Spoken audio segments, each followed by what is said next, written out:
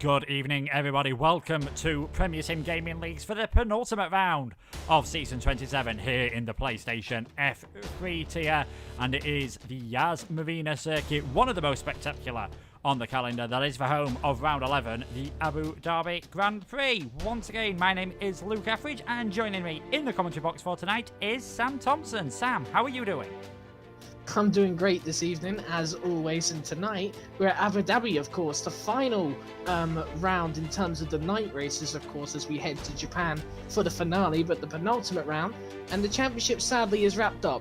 Originally, it wasn't going to be because Lakitu won the race, but annoyingly, as we found out a couple of days ago when M Short broke the news that he was the champion of F3, obviously Lakitu got a 10-second penalty for causing the collision on lap 1, which was probably one of the most bizarre collisions we'd seen of the season. But yeah, the last night race then of the season, and Abu Dhabi is a strange track really, because in real life it's obviously known for being very, very boring. It's not really anyone's cup of tea sort of circuit, but I mean, on the game, we have to give it credit where it's due. We can see some really good racing around here, so I'm intrigued to see what things go, how things go tonight. And again, I'm very interested to see who can come out on top. And hopefully, with the stacked grid we have tonight, we could have a new winner. Yeah, you do normally see, like you said, Sam, we do normally see overtakes on the game, at least at Abu Dhabi, at the end of the two DRS zones into turn 8 and turn 11. And I feel like I do have to apologise, maybe on behalf of Lakitu, seeing as we did promise you a Drivers' Championship battle, at least, going into Abu Dhabi. There is still the Constructors' battle, though, between McLaren and Renault. McLaren are currently 36 points ahead of Renault. If they're 29 or more ahead by the end of tonight, the Woking team will end up clinching the Constructors' title. But with the form that Alpha Faz and Lakitu have both been in, don't be too surprised if that does end up going to the final round then in Japan, which it would be great to have some sort of championship finale at least happening at Suzuka.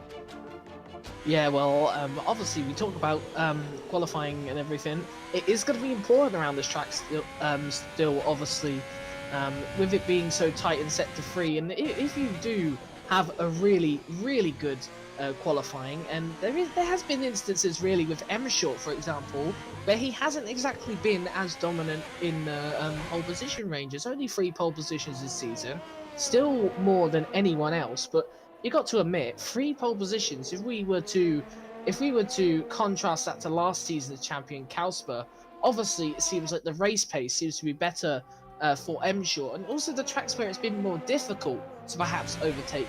Monaco and Singapore come to mind mainly. He didn't win those races, so there is a slight chance we could see a little bit more of a grid mix-up, and hopefully we can have a championship battle in the constructors go right to the wire. Yes, hopefully we can then. On board then with Shizu Academy Corner as he makes his way round turn 1, drifting the rear of the car out. I'm not quite sure that's the quickest way around that corner, but he heads down through the swooping first sector, through 2, 3 and 4, heavily on the brakes for turn 5 and 6. It's very tricky chicane, which can sort of ruin your momentum into the hairpin at turn 7, where in the race it's going to be absolutely crucial to get a good exit if you are in an overtaking battle with someone. DRS open just before you get to the Pirelli bridge as you head down this long back straight underneath the bump then at the second Pirelli bridge into the heavy braking zone at the grandstand around the 100-metre board into turns 8 and 9. Then you've got this long swooping turn 10, pretty much on the second long DRS straight here, past the Marina Grandstand. Lakitu making sure to get well out of the way, not wanting to get any more penalties for blocking, to go with his 10-second penalty that of course he gained in the last race. Coming through the chicane now at 11, 12 and 13 into the final sector of the lap, and it is quite fiddly, the final sector here at Abu Dhabi, as we see Cornet come out of turn 14. You've got the triple right-handers at 15 and 16. You brake just after the apex for turn 16, slamming it down to turn 17 into third gear, through 18 and 19. The drivers have been warned to keep it clean around here. You need to be careful of that wall on the right hand side of turn 19 as well. Turn 20 and 21, quite a tricky corner actually, very easy to go too fast into turn 20, and Cornet has actually managed to invalidate his lap, so we'll see what sort of time it would have been. The 1:33.329, no one managing to do a clean time yet, as Benny Traeger, another driver who fails to do a clean time. I wonder if that's because a lot of these drivers are experimenting with no line now that the championship's over, and they're just giving it a try for the final couple of races, as Joey goes fastest, well, first driver to set a time in fact, on a 132.8. Oh yeah, definitely. I do expect a few drivers to potentially start doing that, of course. And of course, Joey is one of them who has ambitions to next season be in the same tier as he is in this season. And so I think people like him will be looking for no assists. I'm getting calls all over the place. But anyway, Ginger goes pole position. There's another one that I think is probably looking for it. But very early in this session, at the moment, so I expect times obviously to immediately go down, but there will definitely be drivers who have ambitions to go no assist, and perhaps in terms of the ones who aren't doing the championship, they're definitely probably thinking about it. Yeah, they are indeed. Of course, getting ready for next season, where it has been confirmed that F3 will be no assists, and who knows, maybe we will see another division go no assists as well. F4, very possibly, if there are enough sign-ups. Alpha Faz, who's been a bit of a revelation since he made his return a few races ago. Didn't have the greatest start to the season, ended up missing 3 races, but out of the last 4, he's finished 3rd 3 times and 6th at the USA. Has been very quick indeed, and Renault really need him to perform tonight, as they do with Makito, if they want to keep this Constructors battle going on to the next round at Japan. Let's see what Alpha Faz can do. Then he heads around the final corner, very close. In fact, he does invalidate as he heads across the line. 132.985 would have just put him ahead of M Short. Probably lost a bit of time on that curve anyway, as Lakitu manages to work his way up into 3rd position. Having a bit of a bigger turnout tonight means drivers, we're not going to see anyone try the intermediates or the mediums in qualifying. They're all going to be on the soft tyres. Yeah, that's a really, really good thing. And I really do wish that was obviously every single weekend, but obviously people do have real life commitments to commit to. But this week, it seems to be a lot of people are available to do, which is absolutely brilliant for us. And again, for strategy sort of thing, it does really change things, because obviously, as you said, people aren't going to choose the intermediate tyres because they're going to be right at the back of the grid, which annoyingly for this sort of sense, it wouldn't be good to be starting somewhere like 18th or 19th, which is a really good thing. We could still see some people who will be going to target 11th down to 19th. But the main thing is, I reckon, is the fact we are going to see probably a lot more of a competitive qualifying session. And because there is nothing really too much to play for in terms of the Drivers' Championship, people who still haven't got to battle for that Constructors will be looking to give it their all and see what they can get out of the rest of the season. Yeah, I think a lot of drivers now just wanting to prove themselves. We are, of course, at sign-up time. Sign-ups are open on the PSGL Discord for everyone now, not just drivers who have taken part this season. So if you are interested in joining, get your way over there. We've had over 300 sign-ups already for the PlayStation tier, so there could be quite a few divisions and quite a few reserve spots going as well if you can't commit to a full-time spot. Here we are on board with Cedric then, as he now heads down towards that chicane at 8 and 9. The 2 DRS zones here can be very awkward because it's 2 on straights that are right next to each other, but 2 separate detection points. So if you have the DRS down the first straight and make the overtake done, it's very possible that the car you're fighting with is going to have the DRS down the next straight, get the move back, and then you're back to square one. Yeah, I think it is a very awkward one. But the good thing is that it really gets us to show, gets these drivers to show their attacking and defending attributes. Because if they get it done on the first straight, of course, they've got to be the one defending after the chicane. Of course, as you said, the access the detection point is actually after, so we'll actually get to see them defend straight away. But also on the exit of chicanes, usually there is a little bit more of a gap beginning to form than before. So I do expect the people, when they are defending, to defend their position. But yeah, it's a very interesting one, and it's not one that we see too often. So I'm very intrigued to see if we can get some back and forth battling like you see sometimes in real life, but not too often at this circuit at least. But I'm really intrigued to see how it goes tonight. Yeah, so am I. I was about to say that's been an absolutely storming lap from Cedric. It was more than 4 tenths fast. Oh, Chapalele's out the session. Just caught that on board coming out of turn 19, and Chapalele, he will be taking no further part. And as long as Boss sets any sort of time, he will be towards the back of, well, he will be stone dead last, but might be able to try something on the alternate strategy. We'll have to wait and see. Yes, Simon in pole position at the moment, a 132.2, 1.5 tenths ahead of Cedric, nearly 6 tenths ahead of Ginger. Those top 2 have got quite a big gap over everyone else, and that's not something we're used to seeing here. Yeah, and Simon, coming out of nowhere really again.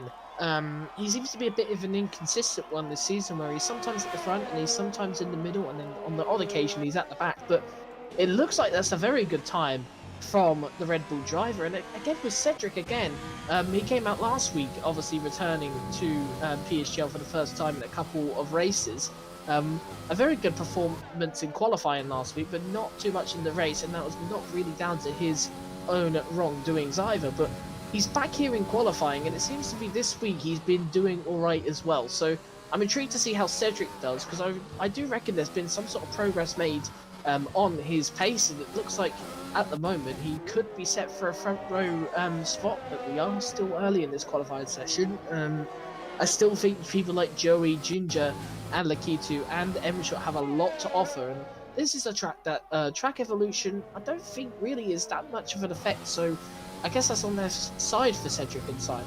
Obviously it still does affect, but because of the hot temperatures, the hotter it gets, it probably doesn't even make the track any better than what it would be at the start. So I'm intrigued to see how the guys behind Simon and Cedric go on now, and see if we can get those times down.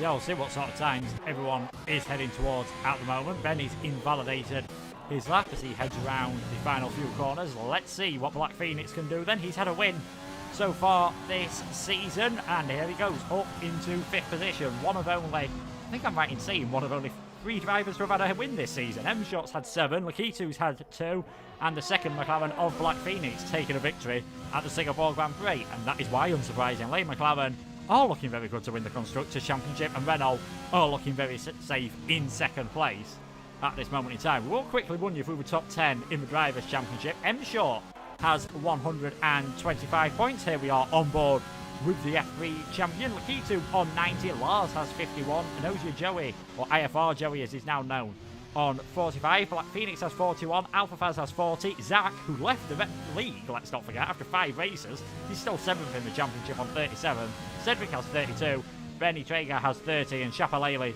currently 10th on 28 points, although it would not be surprising if Cornet gets ahead of him now.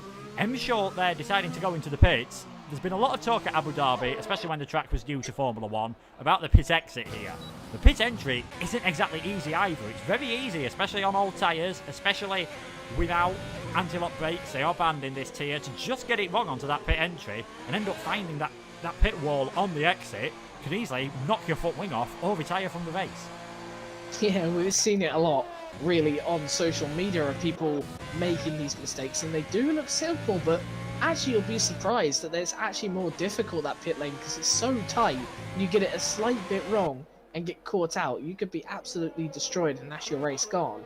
But also you've got to think of the track limits here. I feel like it's not too much of a worry, but there's a lot of things with that, is that it's so tight, and with the white line of the pit entry being there, you have to really turn the car in. So really, in terms of that entry, it could actually be a deciding factor in the race. Not too much, but it could genuinely be a simple little factor that could influence the race result. But yeah, definitely though, the pit lane entry is a bit of a tricky one when entering into it.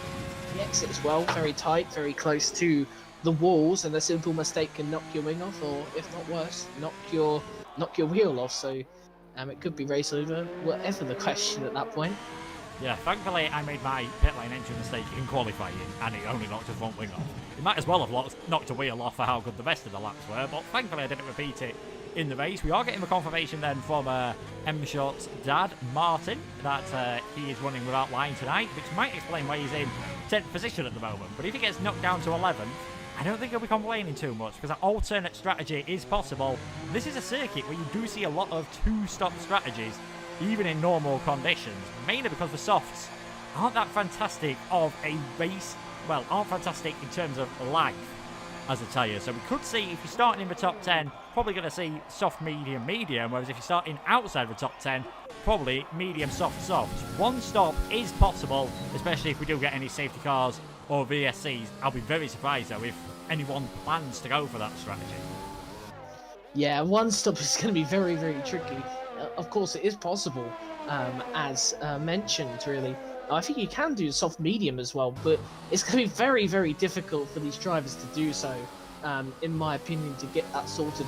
And there seems to be a common theme at this track. We haven't seen it much on this game. Many people have not really done much here, but it seems to be a common fact now at this point that the tyres, when they do go off, they feel absolutely awful at this track, probably worse than any other track. So watch out for that, because a lot of people here will be feeling very uncomfortable later on in their stints, and because of that, they could see a few mistakes. And we've seen them already on qualifying laps. Of course, Chapelele making that big mistake and starting from the back of the grid now, but we cannot reverse time with that one. But mistakes can be made, so I think towards the later end of the stints, we could be seeing that more frequently often, and we could actually start to see a little bit more of an inconsistency and a few more mistakes. So we'll have to wait and see, but we're now getting towards the final stages of qualifying. So a lot of people will be looking to get out and set their laps in, and especially the bottom three, Gonanainen,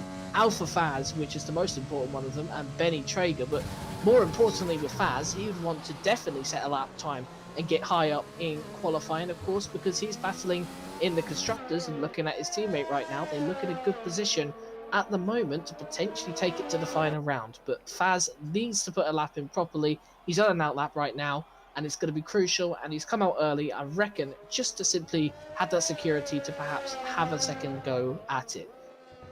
Yeah, makes perfect sense. If you make a mistake, especially early on, it is fairly easy heading down towards turn one to just run slightly wide, invalidate your lap there, and you will see a few warnings being picked up there in the race. At least he'll have time to slow it down. Simon's gone even faster on a 1:32.121. I do believe Simon does, though, still have a 10-second penalty hanging over him from the United States Grand Prix. He didn't finish that race, so it would have been added on to Mexico. Unfortunately for him, he wasn't able to turn up to Mexico, but with this pace, he might end up winning the race by 10 seconds anyway, as Joey, a man who said he could set a 1:32.2 banker lap. 1:32.3 is not too bad under pressure for the Mercedes driver. They're currently second and third, and seeing as they are only a few points behind Racing Point at the moment, in fact just 2 points separating Racing Point in 79 and Mercedes on 77, fourth, third place in the championship, that could well be crucial. Majority of the field then out now on track on either their out laps or on their flying lap. The only drivers who aren't are Laws, who was retired in the pits, and Chapelele, who obviously caught retiring out on track here earlier. Here's a man I think we're all going to want to watch. Here's a man who we expected to do well this season. He has started to show that promise in the last few races. Alpha Faz, 1 minute to go, probably, well, almost definitely looking at his ERS, his final run in this qualifying session. Can he get himself into the top 10? Could he maybe even do a tiny bit better? He has got a bit of traffic ahead of him there. Cedric getting well out of the way, not wanting to hold anyone up, and Ginger slowing down as well, doing the right thing. These final couple of corners are going to be crucial then for Alpha Faz. It's so easy to invalidate there. What time would it have been? 1:32.7 would have put him in 9th position, but as it is, he's just going to try and go for another lap and hope he can salvage something. Yeah, that was very awkward for Faz there, and these track limits are so inconsistent in a way, and Faz has already backed out of his lap, so he'll be starting from 17th unless he can set a lap time better than the two Hasses. But that's really disappointing for Faz. He only had one more corner to go through, and well, unfortunately, that is one of the corners that seems to be very difficult and very easy to get wrong and invalidate from, and he may not even finish 17th in this qualifying session. He could even go down to 18th place. Yeah, he could indeed. Here we are then, on board with the champion Joey.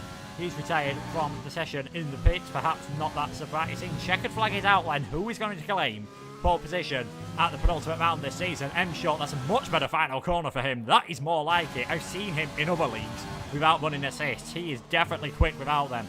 There we go, goes into 4th place now. Gurasi ditching his lap, heading straight towards the pits. Pat following him in, so they're not going to improve. Black Phoenix has invalidated. Drivers finding it very tricky around here. Gonanainen coming very close to invalidating. Let's not forget, he's had a pole early on this season. He can only go 15th this time around. Benny around the final corner, maybe taking it a bit easier as well to avoid invalidating. He goes into 14th position. Cornet now heads towards the line. He goes up into 2nd place. Great job from him. Cedric's slightly up. Could he maybe get himself on the front row in the Mercedes here? Indeed he can. He goes into 2nd position. What can Lakitu do then? He's backed off. Alpha Faz backing off as well. Boss Crazy for challengers, of course. He can only manage to get 12th place. Ferreira's improving. Gets himself up inside that top 10. Ginger was near the front earlier on. He's invalidated his lap as well.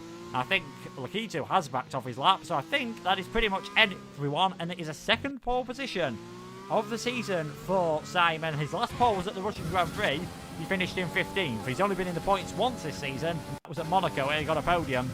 He'll be hoping for something similar tonight then.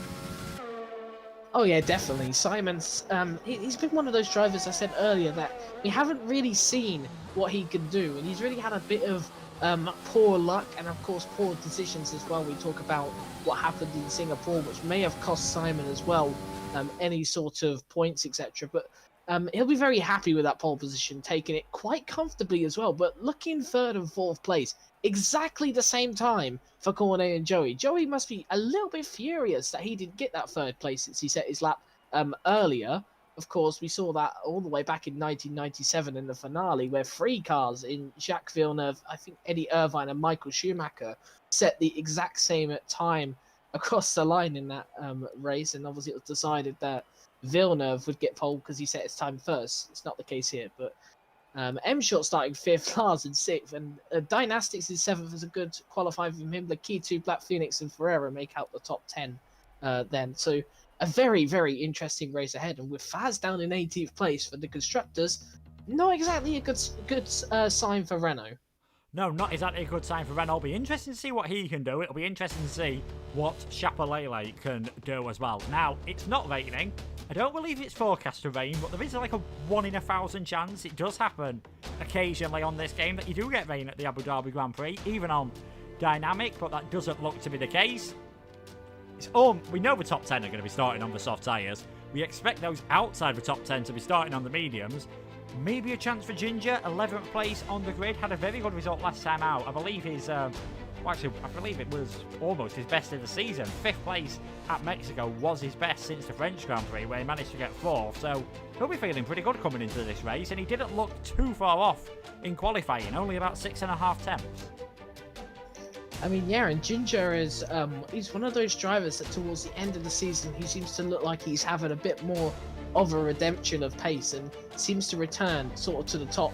And we saw that really last weekend. Of course, he didn't pick up a podium, but I think he was in the podium positions at the time, or at least he was fighting for a podium in that race. So it seems to be a little bit more of a different sort of Ginger we see towards the end of the season. Of course, we saw that last season as well, where he started to get his elbows out a bit from Japan onwards and just obviously couldn't close in to Calsper enough, who was miles ahead by that point already. But we seem to see that with Ginger, so I wouldn't be too surprised. I'm not entirely sure how good this sort of strategy is outside the top 10, but I will be intrigued to see how it goes for those outside, because overtaking here, it seems to be a little bit, I don't know, some races you get it, other races you don't. So for Ginger, he'd be wanting it to be a race where overtakes will be a little bit more available to be done. Yeah, I think everyone will be hoping that we are going to see overtaking then around this track. Built on the man-made Yaz Island, 5.554 kilometres, 3.451 miles, 21 turns and 2 DRS zones, and it is at the end of both of them DRS zones into turn 8 and turn 11 where we'll be seeing the majority of the overtaking action. Perhaps no surprise then with what tyres everyone has gone for in this race. We knew the top 10 were going to be on the softs. We knew everyone outside the top 10 was almost certainly going to go for the mediums. So if you're Lakitu, Black Phoenix or Ferreira, you don't want to be getting a bad start. You don't want to be stuck behind those medium runners in the first few laps, because they could really ruin your chances of getting some points. Oh yeah, definitely. For Lakitu, Black Phoenix and Ferreira particularly, they would want to stick ahead of the medium runners. The good thing is for them, it's quite a short rundown. So the start will not affect them as much as it would at say, a track like Mexico, where literally the straight is absolutely massive. So it's kind of contrasting really to Mexico, but that's definitely not to say though at the end of the day you should just have a poor start and get away, because there is a possibility that they can overtake, and into turn 1 with everyone crowded around each other, there's also that chance that someone could slip down the inside on those medium tyres from Ginger, Pat, or potentially even Boss. If he can get a really good start, we'll have to have a pretty monstrous start to anyone around him. So it will be a little bit of a threat for the key to Black Phoenix and Ferreira. And being in that midfield is not always great either because of it being tight into turn one. There is a possibility also of wing damage. So a lot of things to really think about if you are around that midfield going into turn one. Yeah, definitely. I think F11 had a Sebastian Vettel, Kimi Raikkonen and Max Verstappen-esque crash at Singapore going into turn one. This time, drivers just getting squeezed on what is a very short run. But if you are on the dirtier side of the grid, normally the even-numbered side, you've got the inside line for turn one, and you've maybe, just maybe, got a slight chance of getting an overtake done. Simon, though, with the view everyone wants, he really needs to just try and escape in this race and make up for that 10-second penalty that will be added to his time. Cedric with a chance to get his first podium since the French Grand Prix. There's also the possibility that the Constructors' battle will be decided tonight. Lots going on here in Abu Dhabi. We've got 5 lights and we are underway for the Abu Dhabi Grand Prix. What are the starts like? Simon's got a pretty good getaway, and it's a bit sudden from Cedric, who's got it under pressure from his teammate Joey, trying to sneak down the inside here, not able to do so. And now Cornet thinks, I might as well try all the way around the outside into turn one. Everyone through the first corner cleanly, though. We've now got still in the lead, obviously, is Simon. Bit of wheel banging between Joey and Cornet for 3rd and 4th place. Now we head down into that chicane where things really do start tightening up. We've got the Ferrari, I believe, of Dynastics trying to hold it all the way around the outside of Lakitu, and one of the Hassas, that is Ferreira, trying to go round the outside of Black Phoenix. Now the slipstreaming begins. You can see them all going over to the left-hand side of the track from that angle, the right one from that angle, as Simon tries to break for toe, and everyone following him down. Lakitu and Ferreira are going side by side here. Lakitu just giving Ferreira about a car's weight if he manages to hold on to that 8th place, and Ginger's actually lost a position on this first lap, battling with Boston for 12th and 13th places. Is any of these drivers looking like they're under real pressure of being overtaken at this moment in time? No, they are not. So position changes, not really too many on the first lap. If we have a quick look here, Joey and Cornet swapping over, as did Ferreira and Black Phoenix, Pat and Ginger, and Courinho and Gonanena. No one gaining lots of places, no one losing lots of places. Everyone on the soft tyres still managing to hang on into the top 10 on the first lap. Don't think anyone has got any major damage, at least. Although when I say that, Gonanena nearly losing it there, coming out of what I believe is turn 15 and 16. Nearly caught Chapelele by surprise. In fact, I'll be very impressed if the German managed to avoid Gonanena without getting any damage, and he did. So that was lightning reactions from the Alpha Tauri driver. At the end of the first lap, though, Simon, with the dream start, in the lead of this race. He'll be hoping, though, he can drop Cedric before DRS becomes active.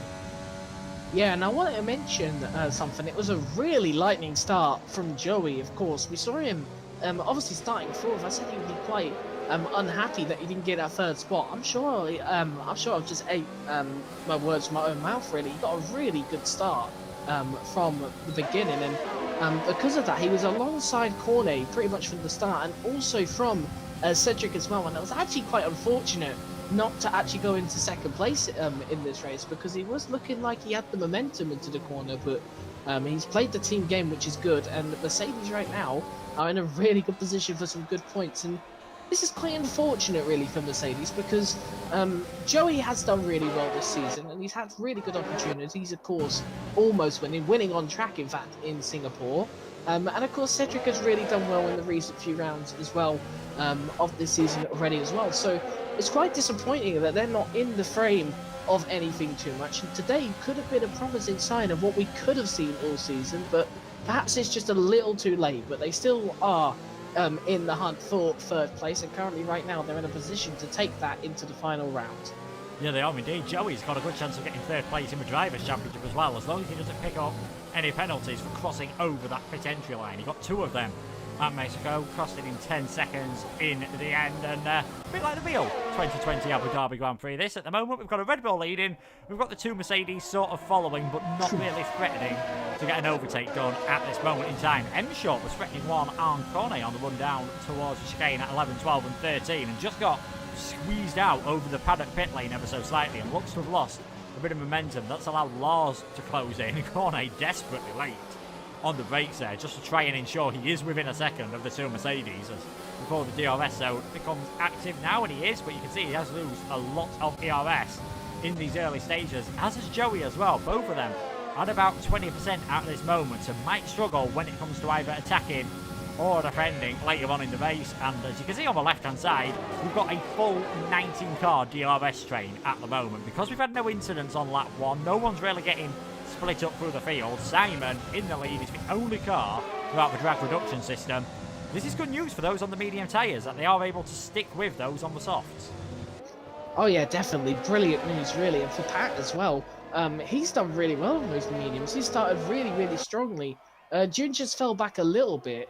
Not too much to be alarming, but if Pat can stick in this DRS and then get away from Ginger, which he's actually close to doing, this could be rather interesting for Pat this race, actually, as he looks fairly comfortable sticking with those soft tyres, and they are going to go off very, very soon as well. Those soft tyres do not last long, obviously because they've been going through like 2 or 3 laps already, but simply put, the track here is awful on those soft tyres very, very quickly, and as you can see, M-Shot in the pits already. That's a bit interesting. He's most likely doing a 2-stop. Has he got wing damage? He doesn't, so he's doing a 2-stop, and he's actually gone onto the medium, so, well, no, he was meant to go onto the mediums, because I was talking about Pat, but Pat is very, very close to Black Phoenix, and I wouldn't be surprised if he tries to launch an attack here and get into 9th place. Yeah, Pat, best finish so far this season, I think, is actually 9th position. He's managed it on 2 occasions. He's got a good chance of beating that today at the moment. A very aggressive 2-stop strategy from M-Short. The medium tyres will easily last the 12, 13 laps that he needs them to do, as Boss has actually managed to work his way past Ginger. Maybe that Alpha Tauri, just to try and avoid getting a few penalties, feeling a bit slower in a straight line, giving himself more grip out the corners to maybe, just maybe, make this medium soft strategy a bit more comfortable. And we'll see if Ginger can now actually have a go at Boss. He's got the DRS open, he's using the ERS as well, and that should be a straightforward overtake round the outside on the brake, so Boss is going to try and hold on to this as long as he dares, but he does have to yield in the end. And that is Ginger back up into 11th place. Dynastics as well, getting himself up into 5th position. He's not finished in the top 5 so far this season. Came up from F4 last season, one of the few drivers to actually be promoted into this league. He's not doing too bad at the moment in the Ferrari. Yeah, he's not. But Dynastics has had a rather interesting season. I go back to, of course, the first, I think it was the pre-season round. He was actually on for the pole position, or I think he did get pole position in Bahrain. And he has had good performances already this season as well, and looked to be potentially a contender for the title, but it's just not really gone that way, unfortunately, for the German driver. But he's doing all right today, and I think he'd be on for a good result, and he'll be very happy with the start, being in 5th place, and he'll be looking to put pressure on Cornet ahead, because Cornet has lost a lot of time and also has a penalty right now, which is not good news for him. But interestingly, it's the soft tyre drivers who seem to be breaking up a little bit more than the medium tyre drivers, which is kind of surprising, I have to say. So it just does show how much difference those soft tyres can do if you recklessly use them compared to just conserving them a little bit. Yeah, it does indeed. Simon's conserved quite a lot of his ERS, and thankfully for him, Cedric wasn't close enough that time around. So Simon's still doing a good job, and Dynas... Oh! Chapalele's round again, coming out of turn 9 on the run through turn 10. We've seen that happen so many times, especially if you just open the DRS and get caught out ever so slightly by the sudden lack of rear downforce. He's around, he has got major front wing damage there. He'll surely have to come into the pits, and that medium soft strategy ain't going to work for him no more. Gets a 3-second time penalty for corner cutting. I think he's given up caring at this moment in time about that 3-second time penalty, but I was about to say before that, Dynastics did work his way up into 4th place, so we'll see if this is genuine pace or whether he's just been able to use the DRS to get ahead of people, maybe with a bit more straight line speed. We'll see if he can close into Joey. He's already dropped Cornet by about 0.8 of a second here.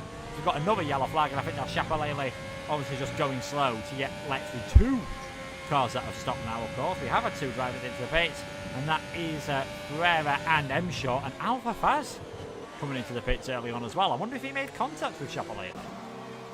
I'm actually wondering that as well. Obviously, this has got to be a wing change move. Yes, it has. He's got a bit of wing damage on that right side, so there must have been some sort of contact. Chapalele retiring in the pits, which is unfortunate, of course, losing our first driver of the race. But yeah, that's surprising, to be honest, because I wasn't expecting those two to be in a battle really, but Faz has not really had the race of dreams to start off with, let's just say, but we'll just have to wait and see what he can do to redeem himself. It is slight good news for M Short though now, because obviously it looks like M Short is going to be doing the 2-stop, unless somehow he can nurse those mediums right to the end, which would be very, very impressive. So it's good news. I think M Short will come out quite far ahead, but he's got to do that 2-stop. He's got to make that stop again. Which I assume would be a soft medium soft one, considering that you can do just soft medium as it. So with Emshaw right now, he's just going to try and make the most of these medium tyres for as long as they possibly go. And it'll be interesting to see what he can make up once all these soft runners do decide to pit, which should be around in about 3 to 4 laps. Yeah, Dynastics is coming in now. Pat as well. Wait. Is he coming into the pit? That's a very early pit stop from him off the medium tyres. So I wonder if he's going for medium soft, or if he's managed to pick up any damage at the moment, because it makes a lot of sense for I've got Dynastics. I think he actually made a mistake. I do apologise. I thought Dynastics was heading into the pits, but it looks like he's been passed by both for the racing points. So I'm not sure if that has been a mistake anyway. And oh, that's a mistake. A championship winner, M Shorts, had a spin coming out of the final corner. I was about to say he's nearly made up the gap to be in the lead of this race. He's got huge front wing damage. This could have big implications for the Constructors' Championship battle. Now that he's had a mistake, so has Alpha Faz, but that is going to be a certain pit stop for M Short. Lars has managed to work his way past Cornet. Drivers are starting to make some moves now and starting to make some mistakes. Boss getting ahead of Ginger. Benny getting ahead of Girassi. It is all starting to kick off here. We might have it kicking off for the lead here. Can Cedric go down the inside into turn 11? Very late on the brakes. Go through Red Bull and the Mercedes, and Simon just about comes out ahead.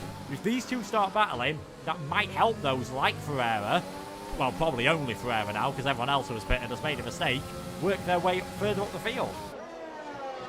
Yeah, Ferreira will be happy also about what happened with M Short, because with Ferreira now in clean air, he doesn't need to worry about overtaking anyone until the pit stops with him have gone through. But obviously, Pat's just confirmed a 2-stop then, medium, soft, soft.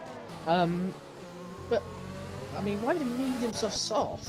And how would he make medium, soft, soft? He must have had some sort of damage in somewhere, surely. As we see a lot of soft runners coming to the pits as well now, including Dynastics, who obviously made a mistake. It did actually seem like he was coming to the pits, and we thought for a moment, I thought for a moment I must have had that glitch on my screen where it shows that he's not in the pits and he's actually just outside or something. But, I don't know, but he made a mistake, and unfortunately for Dynastics, all that momentum has kind of gone out the window and kind of a bit of a commentator's curse. But looking at where Pat is, I wonder if he did actually have a wing change, but he's caught right up to the back of Dynastics, etc. somewhat, only lost 2 seconds. I just don't know. I don't know if he's gone genuinely just for this strategy and everything that seems a little bit different, or whether he did pick up wing damages. It's a rather strange one for me. I think if it was wing damage, it was an incredibly fast pit stop, so whether he thinks he can stretch for soft tyres long enough, and it is just about doable, or whether he's going to see medium tyres at the end of the race, I'm not quite sure. His teammate has just picked up a 3-second time penalty. That's both of the Williams with 3-second penalty. In fact, that's 6 seconds for Boss, I should say. And we've also got M Short, Pat, Gondanaden, Carino and Corney with 3 seconds at this moment in time. Joey now leads the race after Simon and his teammate came into the pits. They've come out in 11th and 12th place. Ferreira getting himself into 13th, so a net 3rd place at this moment in time. I think we will be seeing the rest of these soft runners coming into the pits very shortly. Joey going on an extra lap. Whether he's trying to stretch to get to softs at the end of the race, I'm not sure. Lars Cornet also going for the extra lap, but Black Phoenix then into the pits from what was 4th position. Keeps it clean in terms of the pit lane speeding. And Benny also coming in off of medium tyres. We're seeing those that started on the mediums maybe not able to take them as long as they'd have wanted, and those that started on the softs trying to stretch them here. So the alternate strategy not as powerful as we perhaps might have thought. Yeah, the alternate strategy is an interesting one. Like I said, there's not been many races around this track. You would only really assume it due down to the tyre degradation, but the tyres feel awful really after a few laps on all tyres that you're on. Obviously the hard tyres have the lowest grip and everything, so they're going to feel awful no matter what. But the medium tyres and everything, the tyres just heat up. The rear tyres heat up, and I think we see that out of the final corner, particularly when we saw M Short, for example, have a little bit of a spin out of the corner, the final corner, and I think obviously the same for a few others. Obviously, we don't really know what happened with Chapelele and Faz, but particularly with M Short, of course, spinning out of the final corner. Not Benny, Dynastics making a mistake. But particularly M Short does seem to show that these tyres, even when they're fresh, they're not exactly the most pleasant things to be on. So I'm quite surprised we haven't seen the 3 front runners make their pit stops yet. And as Cornet will be under pressure from Boss, I reckon that at least one racing point, being Cornet, will actually pit this lap. I'll be very surprised if he doesn't. Yeah, Lars has gone straight on, and so has Cornet. And so has Joey as well, so they're stretching this long enough so they can put a set of mediums on for their second stint, and then finish on with soft tyres. This might well be a very interesting strategy here. Boss was all over the back of Cornet and has actually lost quite a bit of time, as Simon now sets the fastest lap of the race at 1:36.749. He is showing some fantastic form at the moment. That is quickly beaten, though, by Lakitu. This is a battle for third position on your screen at the moment. You can see Cornet there as soon as he gets on the throttle. Coming out of turn 6, just losing the rear on those 9-lap old in the race soft tyres. This is going to be one of the most straightforward DRS overtakes. I say that actually, Boss has not got a lot of DRS, but should still manage to get the move done. And Ginger might be able to follow through here. Ginger is going to have a think about getting, I think, the pair of them here, trying to go around the outside. He'll get a much better exit than Boss, who will have the DRS, but won't have any ERS. Just a bit of clunk over the curb there from Ginger. Nearly ends up doing what his teammate Chapelele did. Probably won't quite get that third place this time around. We see there Cornet really struggling on the soft tyres as Gavassi's going to try and move all the way around the inside. That's very late on the brakes there from Cornet. Taps the back of Ginger. Not sure if that's done any damage, and I think Coutinho there trying to avoid everything. Hops over the curb. Gavassi's going to get past Cornet. Gonanenum and Coutinho are battling. It's all kicking off here. Those soft tyres have done about... Let's not forget they did qualifying. So they've done 11 or 12 laps here. They are not in a good condition, and we're really starting to see that on the racing point. I just don't know why he didn't pit that lap. He knew he was going to be under pressure, Cornet, from a closing midfielder, the closing medium tyre drivers of Boss and etc. He's gone again. Why is he staying out is my question. He's losing time battling with these guys, and he's continuously trying to fend off them as well. You can just see, look at it, his tyres just are awful. He's locked up into the first corner again, lost another 2 positions, and his tyres just absolutely awful. Why has he stayed out for an extra 2 laps? I'm guessing it's because he's helping his teammate there, but I'm very surprised he didn't pit a lap before. There's a Williams had a bit of an issue. I think it's Pat. He's done the mistake that we talked about earlier. I think he's come into the pits, and he's got wing damage, and he's ended up retiring for the session. Obviously, simply because he's probably made that mistake and probably thought, there's no way back. But I don't know what Racing Point strategy was really. I'm surely if they were going to have a strategy here, Cornet was going to come in first, really, with the Rage and medium tyre drivers, but apparently not. And I mean, there is still a chance that Cornet could be actually under threat from Simon here, who's now in his DRS. Yeah, but interesting point here from Jimmy Allen that Joey might be trying the one-stop strategy.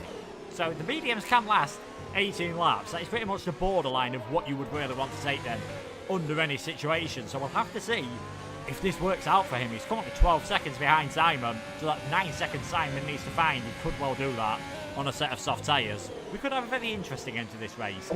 And Connor Nathan's gone very wide then. There we go, Simon getting ahead of Cornet. That could be a big help, because Cedric is just going to have to pretty much follow the leader here for the next couple of corners. Oh, look how little grip Cornet has got. Surely he's not going to be able to make a move work all the way around the outside. There's contact. Cornet spins. That was sort of inevitable, but I can see why Cedric went for it, because he just had so much more speed coming out of turn 19. Yeah, and I don't know what's going to happen now. Simon and Cedric are the leaders, weren't they, as well? So Cornet is literally lost around a pit stop to them, and he was in around like 5th place. So his race has been completely destroyed. He had a little spin into the pit lane as well. I don't think he picked up damage, but that's completely ruined his strategy in his race. And look how far he is now behind his teammate.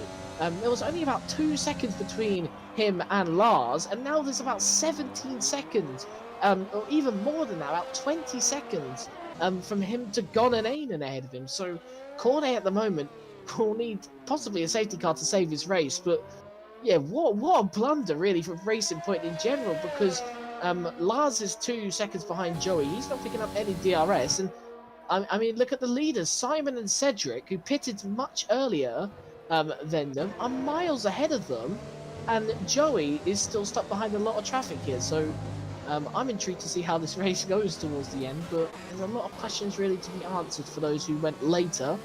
Obviously the 2-stop strategy, but this race has really been mixed up now, because Simon obviously got past easy, but he'll be looking for the sauce at the end, which looked to have probably an advantage, but looking from Benny's sort of point of view, not for long. So I'm very intrigued to see basically what the leaders do at the end, whether they can somehow keep onto the mediums to the end, very unlikely, or they're going to make a last-ditch pit stop onto the softs and have that little bit of chance of winning this race at the end. So a very, very mixed-up grid to come. Yeah, it's anyone's guess how this race is going to turn out at the moment. Lakito, you lucky boy, coming out of turn 1. That is why you do not accelerate when your wheels are on the curb, ladies and gentlemen. He very nearly ended up slamming that into the wall. Huge tank slapper. Thankfully, he's a very skilled driver and was able to save that. But I think someone lessly skilled, i.e. me, would have easily just ended up facing the barrier then with no wheel. But that's woke him up ever so slightly. Gonanainen picking up a penalty. We haven't really spoke about the penalty situation for a while, but we are seeing a few more drivers picking up a few more penalties. And as you can see there, Coutinho's got 9. A couple of drivers have got 6 seconds as Dynastics works his way past Coutinho, and Black Phoenix goes past Forever. Both of the Hassers losing out there. This could be close at the end of the race, especially if we do get a safety car, which might happen with all the different near spins and actual spins that we are seeing as Black Phoenix now works his way past the other Haas car up into 7th place. Simon, though, net lead of this race, all over the back of Ginger at this moment in time. Oh, boss, Ginger and Coutinho thinking about the one-stop strategy here.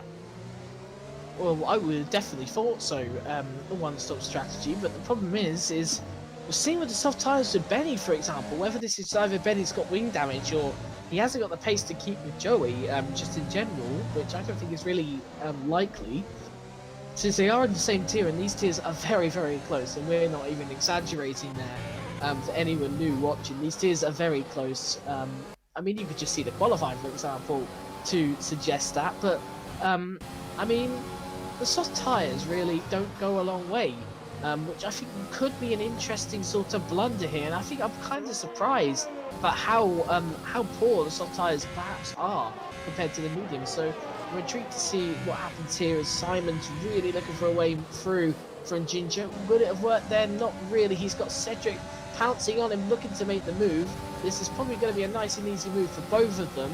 Actually, Cedric goes towards the outside. Ginger's not really going to defend this. He doesn't have to defend this. He knows that at the moment the best thing to do is just sit behind in the DRS until he can get onto the soft tyres at the end. But this is going to be an intriguing one now. Is Cedric going to take the net lead? He's very low on the ERS. He's just going to sit back, I think, and just conserve a little bit. But obviously we've seen before with Lakito in Italy, for example, conserving for too long in that dirty air does not do good news for your tyres.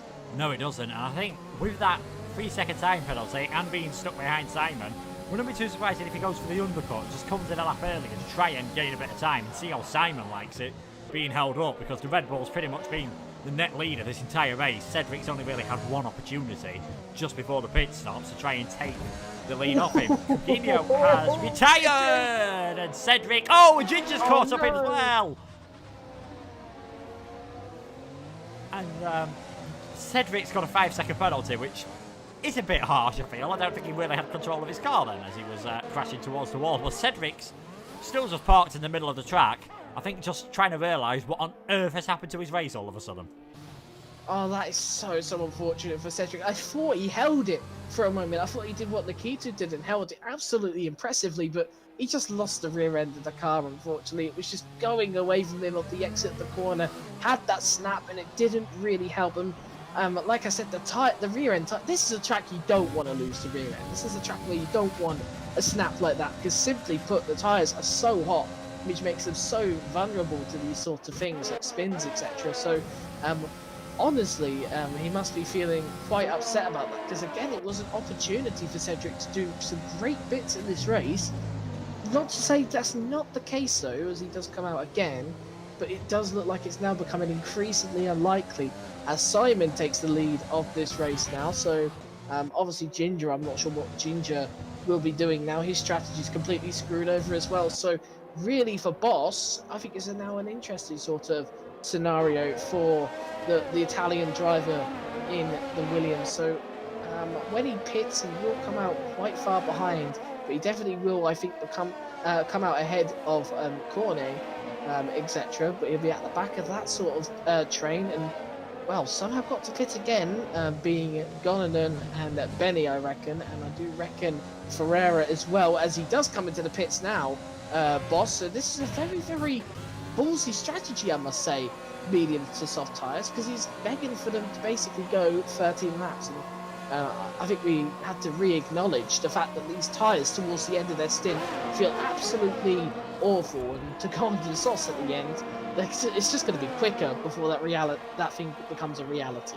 And yeah, Cornet, he'd done 9 race laps, had an extra hot lap in qualifying, and Boss nearly ends up going deep in the pits there. They've not quite got as much grip as he'd have thought.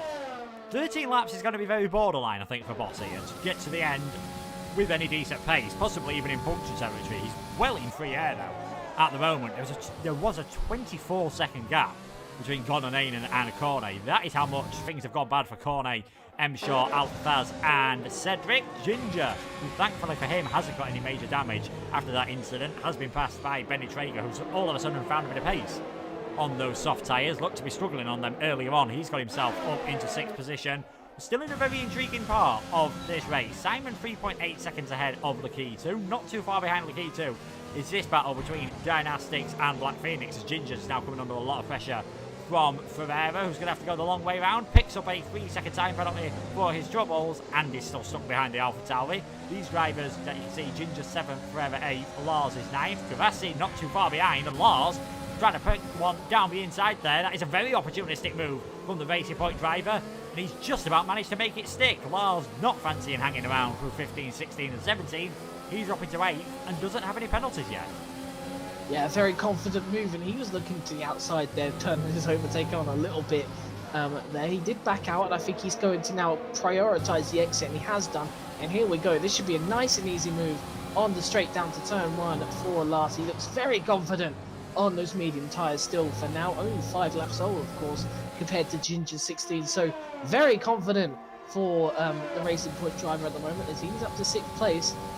The next driver he has to get past, and he will be going to the end, Lars, I think. Now, I think those tyres can definitely make it to the end, considering Ginger's have gone 16. And yes, he does look like he's off the pace big time compared to Lars, but he's still hanging in there just about.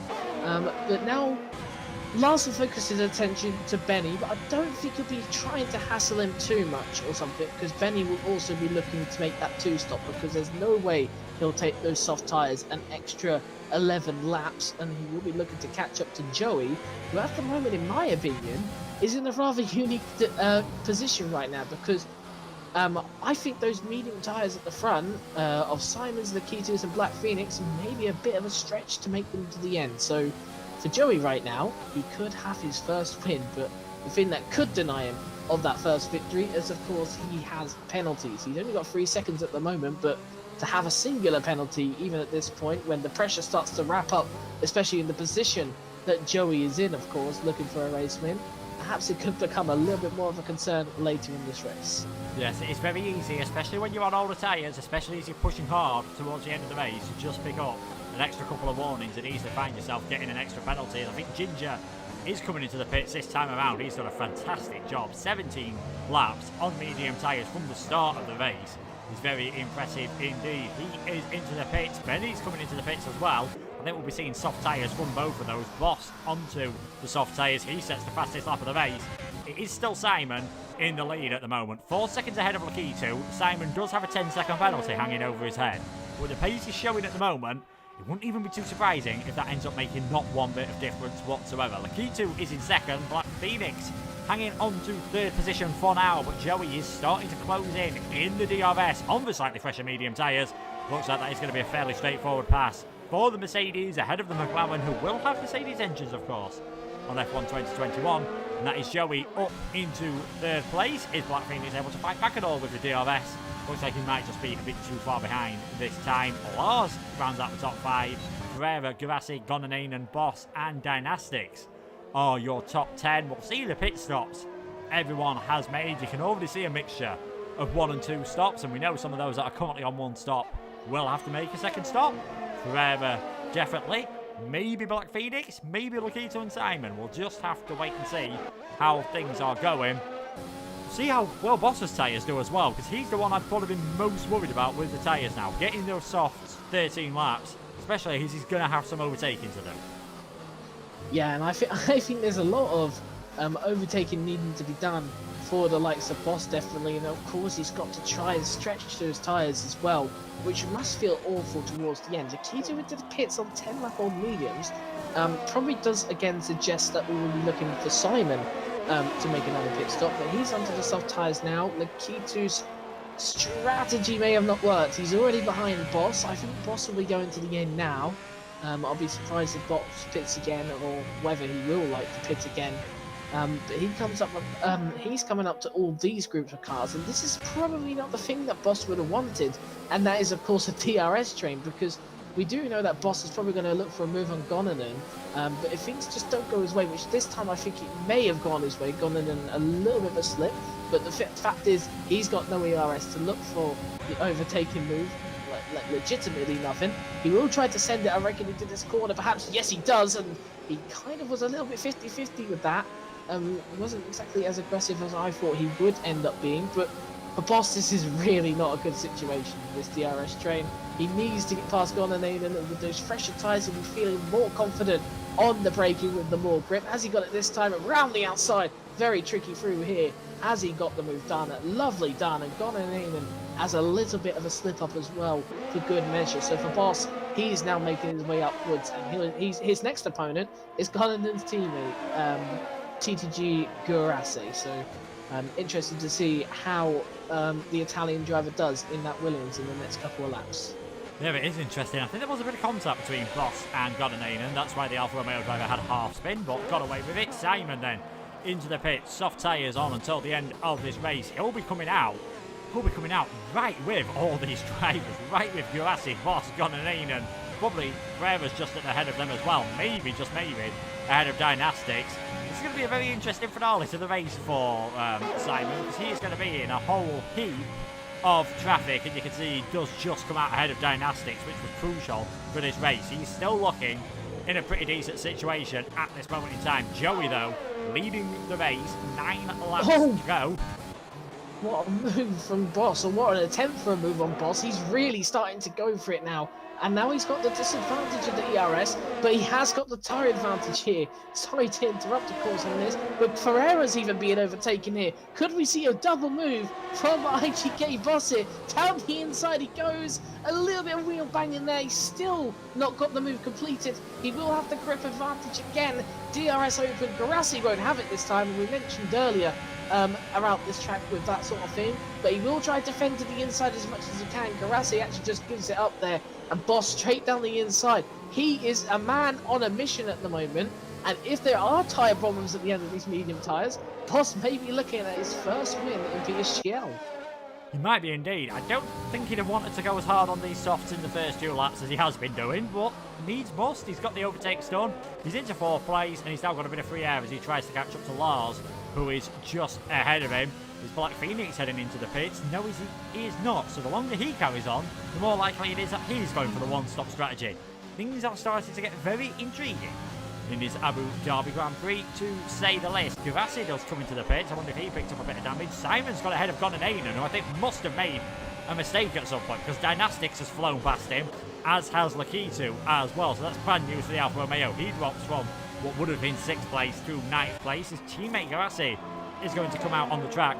Should be comfortably in 12th place at the moment. See what he can do on the fresher soft tyres. Simon down the inside into the chicane there at 5 and 6 on Ferreira. He's not messing around on his soft tyres whatsoever. Yeah, I mean, a lot of these drivers definitely aren't. messing around with the soft tyres, and of course Lakitu now looking to be the next one, but annoyingly again, DRS Trains is helping Ferreira out a little bit here on these old medium tyres just to stick ahead. Dynastics is on a bit of a mission. Lakitu braking later, of course, on those fresher and softer tyres as well. So at the moment, a lot of things to consider. Simon will be closing up very soon on Boss actually as well. He's got past these guys pretty quickly as well. And Dynastics looking for a move down the inside now. He goes up to 6th place. So a bunch of drivers on a mission. Lakitu is next up, and Lakitu may want to look for this move round this corner. Doesn't get it, but we do know around the next corner is very optimistic, but we have seen drivers do it. To the inside, Lakitu goes then of this corner, breaks marginally later. Does he make the corner? Yes, he does. Brilliant move from the Renault driver, and we're literally going to have a little bit of battles here, which could even decide the podium, or could just decide perhaps if we're going into a finale as well in Japan, because look at Black Phoenix at the moment up in 2nd place.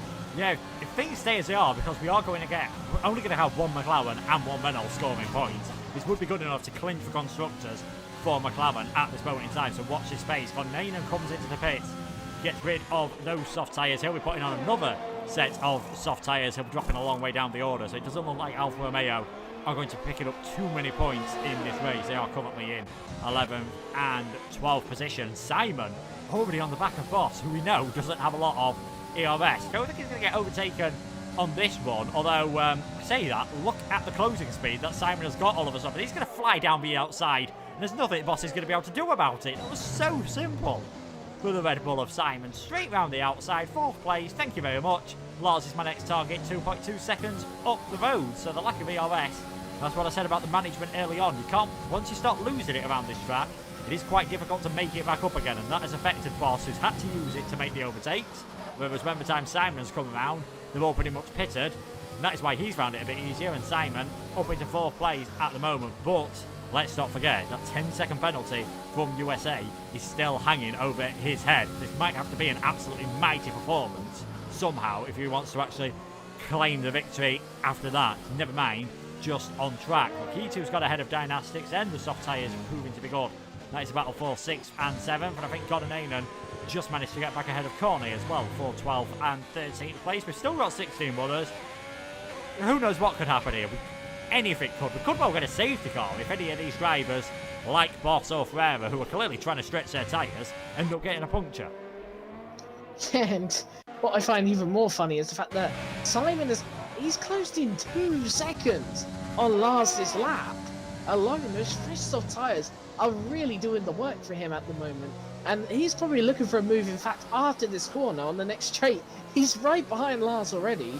I don't even think Lars particularly is struggling in any sense of the question. It's just his soft tyres are immensely good compared to these medium tyres. It's a simple move. Lars doesn't even go to defend it. He knows that his position is gone and dusted. But really at the moment, Simon, of course, will probably not win this race overall because of the 10-second penalty he picked up from a collision all the way back in USA, or something happened in USA, I cannot remember. But for Simon, it doesn't look like the win's going to come. But Joey and Black Phoenix at the moment are his next targets. Whether he'll have the tyre life to close in on them, I mean, that'll be a question of how much he's going to push now to close in on them. Already got 2 tenths in basically 3 seconds. When I'm talking, he's literally making a tenth per second pretty much at this point. We'll just have to wait and see towards the end. Black Phoenix has kind of shooken off a bit from Joey, so Joey looks a bit comfortable in the lead now, but we'll just have to wait and see into the final 5 laps of this race. Yeah, we will indeed. 5 laps to go. Joey leading, Black Phoenix second. We don't think anyone is going to make a scheduled pit stop unless we get a safety car, unless we have some sort of damage. Everyone is going to be going to the end, and the man with the pace at this moment is Simon, 6.8 seconds behind Joey, but of course with that 10-second penalty looming over his head, he could still get a podium. Even with that, the pace he is showing at this moment in time. Benny down the inside of Ferreira into turn 1. That's not a move you see too often, but Ferreira, I don't know really why he's going for this one-stop strategy, because he was the first driver from the softs to pit, so this is very interesting from Ferreira at the moment. He's in 9th place, but I think he's going to be in big problems very, very shortly on that old set of the medium tyres. He's taken them a long way I think in a couple of laps' time, we're going to be seeing a puncture, unfortunately, from the Haas driver. Maybe, though, he will prove me wrong. Haas do need a bit of luck to go their way. I think it's bottom, well, second bottom at the moment in the Constructors' Championship, and it's been a long, long time since we saw any points from any of the Haas drivers. In fact, it was Ferreira and Seb Vetch who were driving for them way back at the Belgian Grand Prix, round 3 of the season. So if he hangs on, that will be a bit of a boost for the Haas team. Further up the field, we now see Lakitu and Boss have both caught up to the back of Lars. Boss making a slight bit of a mistake there. Maybe his softs are starting to wear, and this is a chance for Lakitu and Dynastics. Yeah, and Dynastics has actually been overtaken. Other than this, I thought he was doing all right on those mediums. But here's the interesting thing at the end now, because there will be a point where those softs will actually be worse than the mediums. So if Dynastics sticks where he is right now, he's actually in a really good position to take all 3 of these drivers. I said about Lars is starting to struggle a little bit, perhaps compared to Boss, Lakitu and Dynastics. This perhaps could be the case now. Lakitu, I would expect to probably be finishing ahead of every one of these 3 if everything goes to plan. On track, that is. Maybe not through penalties, but we have seen Boss desperately go for lunges, and perhaps we could see one into this corner as well. Nope, he's just going to settle out. He knows there's DRS coming his way, so it looks like Boss is probably going to make the move here into the next corner, but I'll say that, but he hasn't really got the overtake really to supply that, but neither does Lars here. So here comes Boss then, nice to the inside, no real defensive efforts from Lars. Lars may even lose the position here to Lakitu. Lakitu thinking about it, hits the rear end of Lars. He will have the advantage there, but Benny Dynastics getting also a bit more fists open into this battle. But for Lakitu, he definitely would be targeting to get the move done on Lars. Lars goes defensive though, but still Lakitu sticks there. He's going for this move. This is quite aggressive, but Lars closes the door and makes sure he doesn't make it through this time around. But definitely Lars under a lot of pressure now. He is indeed, and that slightly aggressive defence, the real winner out of that was Boss, who's already managed to pull out a second on these drivers. 3 laps to go at the end of this one. Joey leading. It could very well shortly be Simon in second place. He's got so much more grip than Black Phoenix at this stage of the race. He'd get ahead of him anyway on penalties at this moment in time, but he wants to get past him out on track. He wants to catch up and get ahead of Joey out on track, and I'm fairly certain that is going to happen. Black Phoenix, all he can do is try and hold up Simon as much as possible and hope that Simon's pretty low on ERS. And to be honest, he's got a bit of luck there. 13% at the moment for Simon, who can't get close enough to have a go into the chicane at 5 and 6, and already that's lost him half a second to Joey as Ginger gets his way past Ferreira. That is Ginger then up into 9th place. Could have been a more promising race for him if he hadn't have had that contact with Sedvik. So many drivers have had so much bad luck and incidents in this race, as there we go, Simon straightforward, DRS, thank you very much. He takes second position. Black Phoenix might just be able to fight back on the next straight as Lakitu manages to work his way past Lars then. So he is now up into 5th place as he sets his sights on getting ahead of Boss. It still could get very interesting at the end of this race as Boss has had a huge moment coming outside of turn 10. That is the chance for Lakitu. Easy peasy. He's up to 4th. Yeah, Lakitu there, really happy with his pace, and it looks like he's really starting to redeem himself. Annoyingly, this still doesn't mean that we will have a championship battle down to the final race in the Constructors. And if he has something kicking himself, he got that 10-second penalty, Lakitu, really. And certain things such as Italy as well. This race will be sort of a reason why there was possibly still a chance to have a championship battle down to the final day. So he'd be kicking himself from that point of view. But alternatively, he's had a brilliant race here, no issues whatsoever, and he still has a chance of getting a podium. Because Black Phoenix's tyres, they just seem awful, don't they? 2 seconds already lost to Simon. Lakitu's only got a lap older tyres, Black Phoenix literally looked like his tyres were on the edge of completely going bust here. And Lakitu, he's got a really big moment out of the exit of that corner as I say that.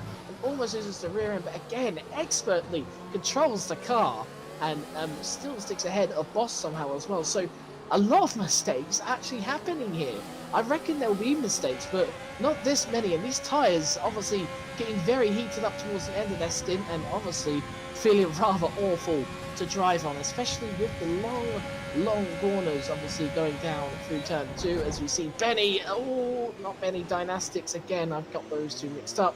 But he's had a bit of a come together with Lars there, nothing too major. Lars now is trying to defend his position. He wants to keep that 6th place. He doesn't want Benny to get past and everything. He's going to try and defend this. He's got the inside line. Benny's going to break much later though than the Racing Point. Has he got the move done? Nice and easy peasy, nice as you like, for Dynastics up to 6th place. And he's now chasing Boss in 5th place as his tyres continue to go off now, since he's obviously got 10 lap on softs. We've seen a mistake from him already, so Dynastics in a very good position of the exit of this race, and this race is just not over yet.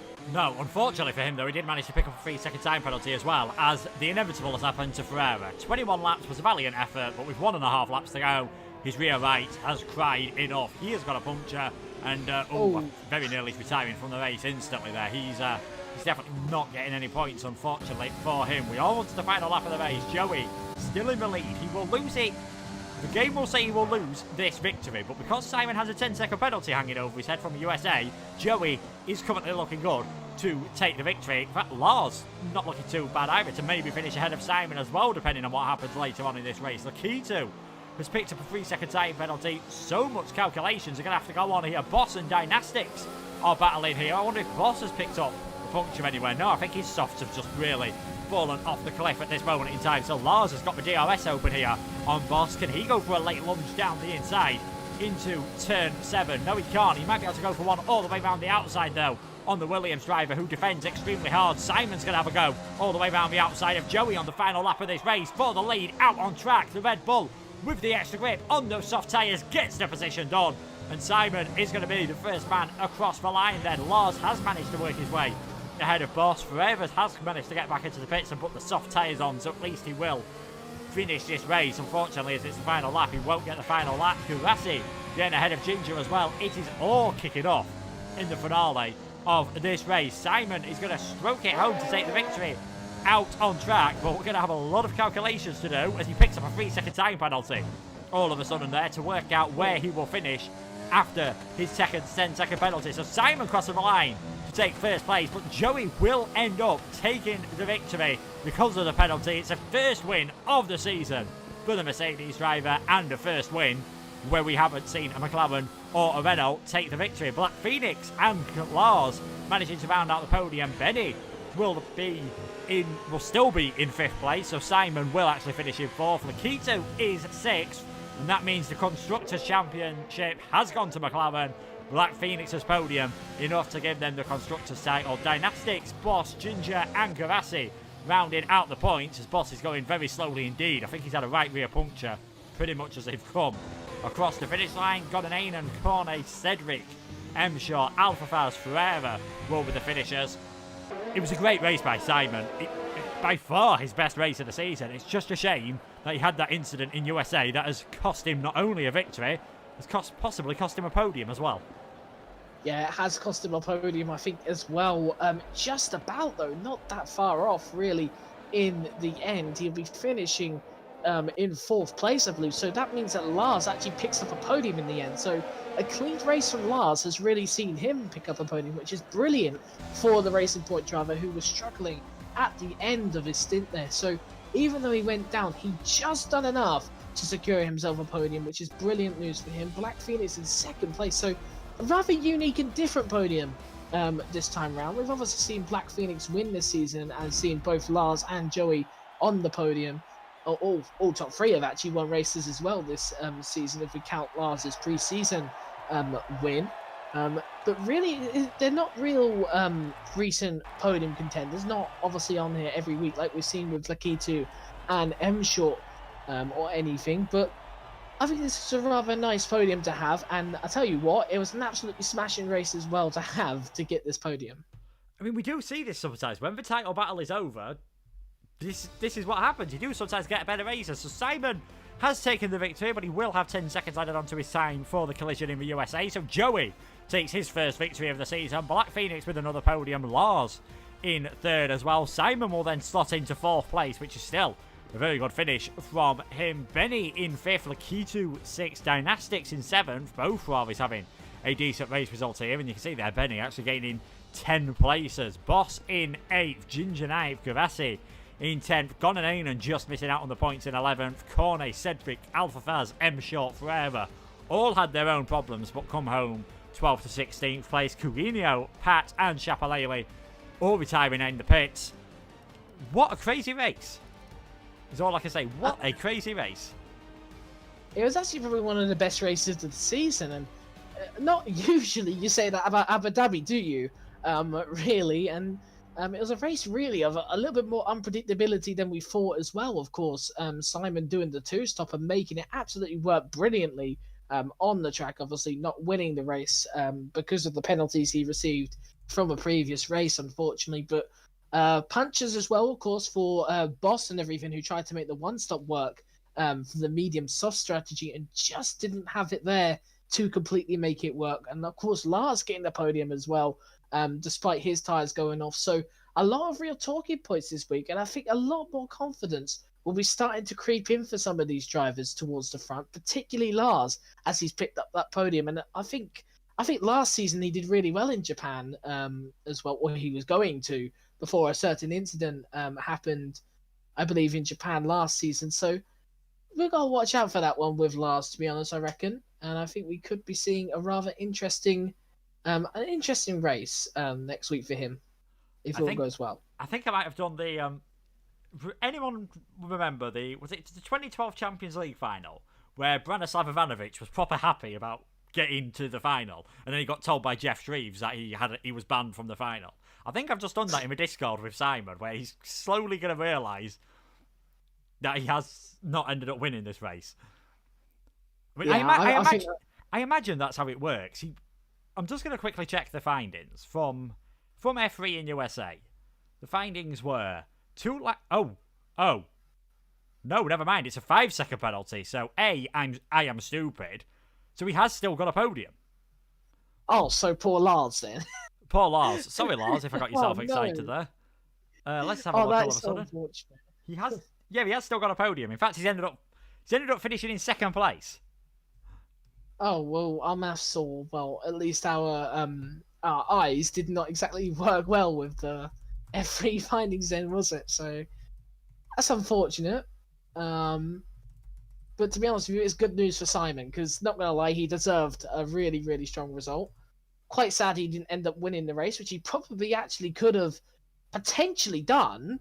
I think if he had just not got that penalty and perhaps pulled away from Joey a little bit more. So he's actually very unfortunate not to take the win in the end, but he still gets the 2nd place, and that's brilliant for Simon, because he had a brilliant race. But for Joey, I'm quite happy for him, to be honest, because he's come very, very close before, and he has also won on track this season as well, obviously in Singapore. So it is nice to see a different winner, and someone who has been very close before and has finally taken it. And I think pretty much what's done it. Well, 2 things. Obviously, there was that penalty on the final lap, but also he just caught Boss up at the wrong point of the track. If he'd have caught him up on a DRS straight, he'd have got past him easily. Probably would have got past Joey a bit easy as well. Wouldn't have got a penalty. Could have ended up still winning this race even without the penalty. So such a shame for him, obviously, but still 2nd place.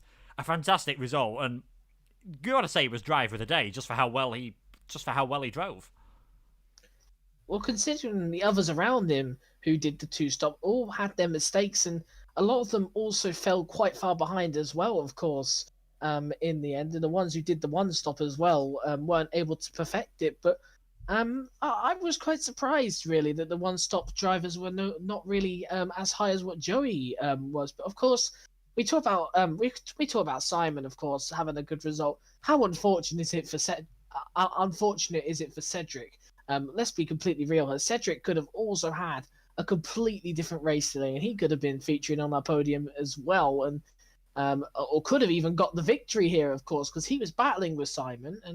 And please correct me if I'm wrong, but I don't think he had a penalty until obviously what happened when he spun. So it could have really been a very, very interesting end, even for Cedric as well. Well, just for Mercedes in general, it could have been a 1-2, but well, unfortunately, these things happen, and I think Cedric would be kicking himself now that he doesn't even get to feature on the podium or even feature in the points.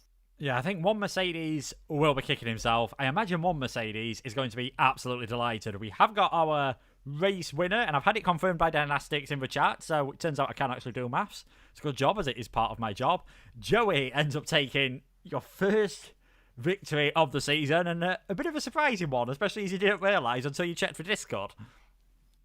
Yeah, I was sort of sat the whole last 8-9 laps, accepting that I had P2, and then just checked the Discord, saw that you said he had a penalty, and then celebrated slightly. But yeah, good race. Yeah, good race for yourself. Was it always the plan to go for that one-stop strategy? Because you and Black Phoenix and Lars as well, you've got to say, made it work really well. There was a lot of drivers seemed to struggle on it. I've been having a debate. We've been having a debate in like IFR all week over which strategy is the best, and then I decided to use. I actually used a time trial setup because I tested it in the race, and the time trial setups for Abu Dhabi aren't actually horribly bad on the tires. So I was like, if I can just hang on in the soft stint, and then I should be able to get a podium. And then obviously Cedric crashed. I don't know how, and Simon had a penalty. So the one stop was just hope and pray. And it definitely worked. So you kept it fairly clean with penalties as well, actually. You did get 3 seconds, but that was towards the lower end of what a lot of drivers got in this race. Was that just down to a lot of practice, or was this a track that you usually end up doing pretty clean on? I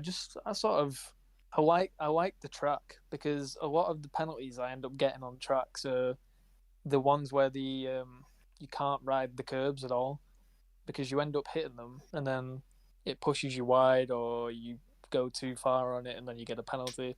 Whereas on this, you can go around the apex, you can go over the apex, you can half attack it.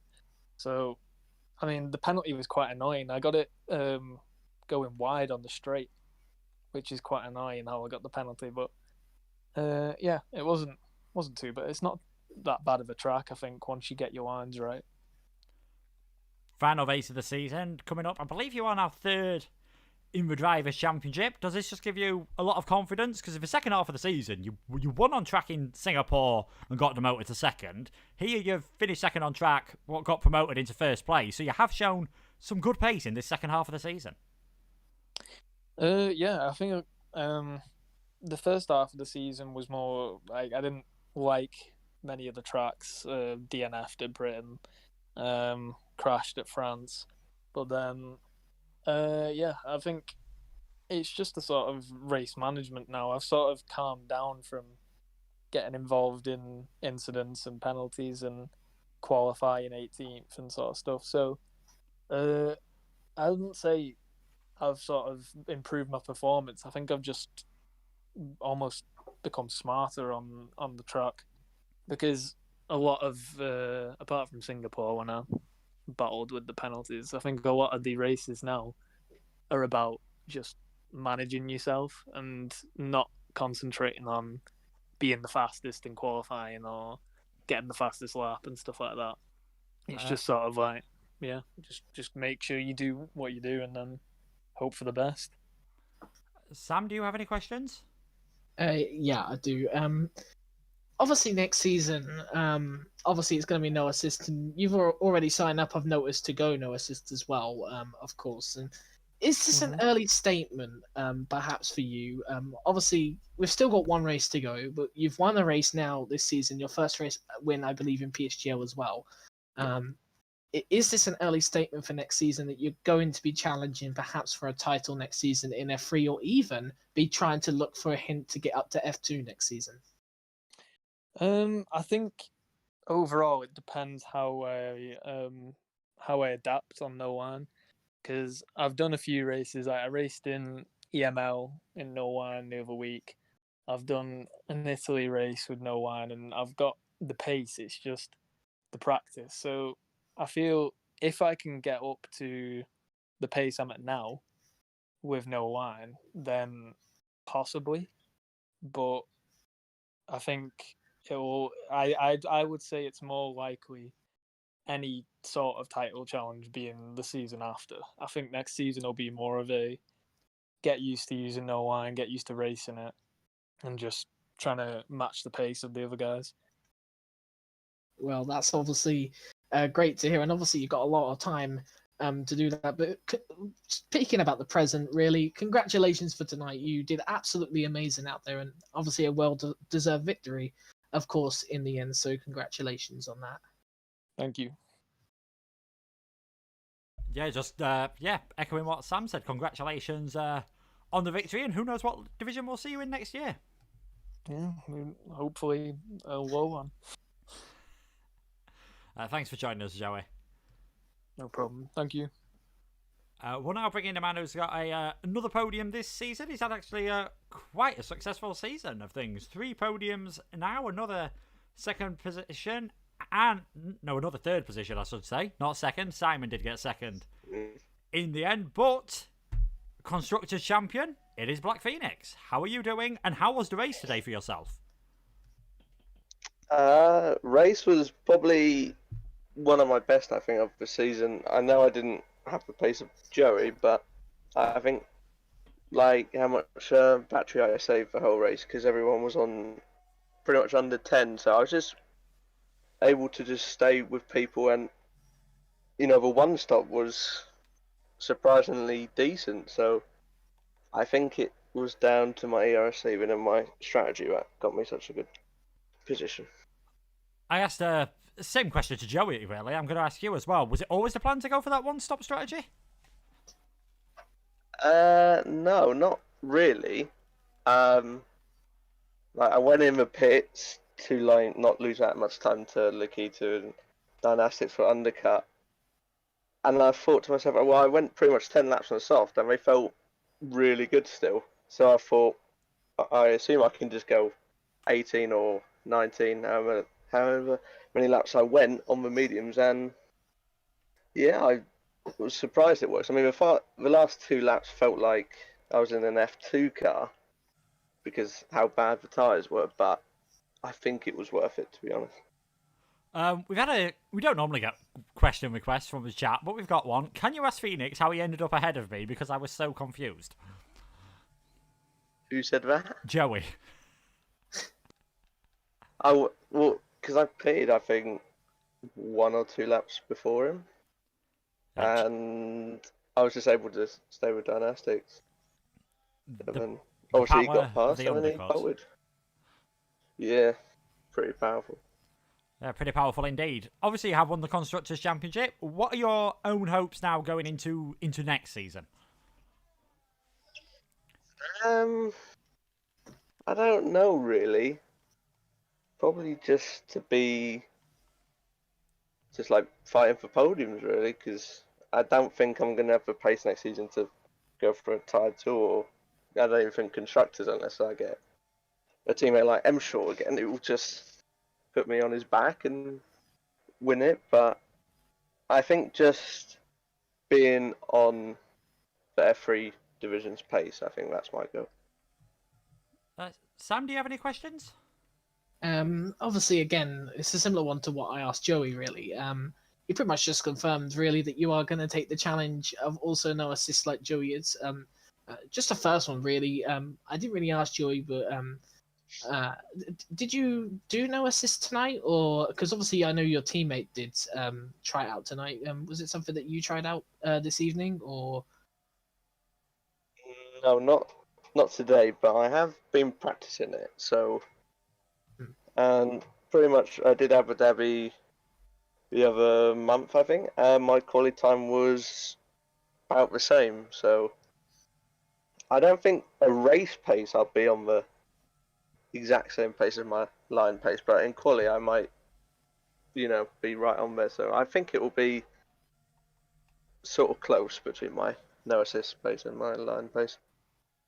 Yeah, and also obviously last season, it was just podiums last season. Obviously finished third in the championship as well, but you got quite a few podiums and a quite consistent run to the line as well, just missing out on them on multiple occasions. This season, especially in the second half, you've really started to jump out and seem to be a contender potentially for another third place in the season. But also, of course, you've got a win this season. Are we looking perhaps for more wins next season, or again, is it similar to Joey? You just want to adapt to no line fully and make sure you can become completely comfortable with it. Yeah, I don't think I'll be getting a win. Of course, I welcome a win. But I think I do just want to get used to no line, and I think it will be very interesting what I can do with it. I don't think I'm going to be great with it, but if I can maybe get a podium, that will satisfy me a lot next season. Yeah, well, brilliant. Well done on the podium tonight. Again, same as Joey, thoroughly deserved it. Brilliant management on the tyres and everything, but that's no more questions for me for the drivers. So congratulations on your podium. Thank you. Yeah, congratulations, Black Phoenix, and we'll see you next week at Suzuka. All right, see ya. Sam, absolutely fantastic race in the end. So many different strategies. We said Abu Dhabi might be a dull race. Turns out we got it completely wrong. Yeah, I mean, it was quite the opposite, wasn't it? It was a fairly drama-packed sort of race, and a lot of action going up and down the field. And usually they get that saying when there's nothing really left to play for. People like to just go all out. And there's a question, or there's something that we've completely disregarded to Black Phoenix there. He's also now a Constructors Champion, of course, which we forgot about entirely. But McLaren are the Constructors Champions. But more about this race in general, really, for now. It was a very unpredictable one. At 1 minute, obviously, Simon, well, obviously he won in the end, but it looked like potentially he could win this race at the last minute, we thought, because we got the whole calculations wrong. He was so close to that victory, if you think about it, because if he didn't get that penalty in the second to final corner and made it about a couple of tenths of a gap more to Joey, he would have got that race win and stole it away from his Mercedes rival. But all three drivers very much deserved the podium today, and they all really deserved it for all sorts of reasons. And again, we do apologise to Lars if he's watching or if he's heard. We do apologise for perhaps making you a little bit hyped up that you will be on the podium, and unfortunately he wasn't. But I don't think he'll be too disappointed, to be completely honest with you. I think he still has a really good shot at third place, but Joey right now is probably absolutely loving himself right now with that victory, and he'll be in good momentum and good form going into the final round. Yeah, I do think there are only now about 2 points between Joey and Lars, so that is going to be really close in the final round of the championship. And who knows, maybe that could be another race at a circuit where you don't see too much overtaking normally at Suzuka, but as it's the final race of the season, maybe the drivers will be putting on a show. The F1 drivers are currently putting on a show now here in PSGL. They are racing in their Abu Dhabi Grand Prix. Things looking very close in the championship. If Sparks outscores Juiced by 2 points, the championship will be going to the Scotsman. So make sure to check that out. The final Formula Performance race of F1 2020, as that league will not be returning for season 28, will be tomorrow around Suzuka. Lower leagues on Thursday, middle leagues on Sunday. The top leagues will be back on Monday. Thanks to Joey and Black Phoenix for joining us for the interviews. Thanks to Sam for joining me in the commentary box. Thanks also to TRT Esports, who have provided £200 to be shared between the winners of the PS4 and the Xbox One tier. And finally, thank you so much for watching.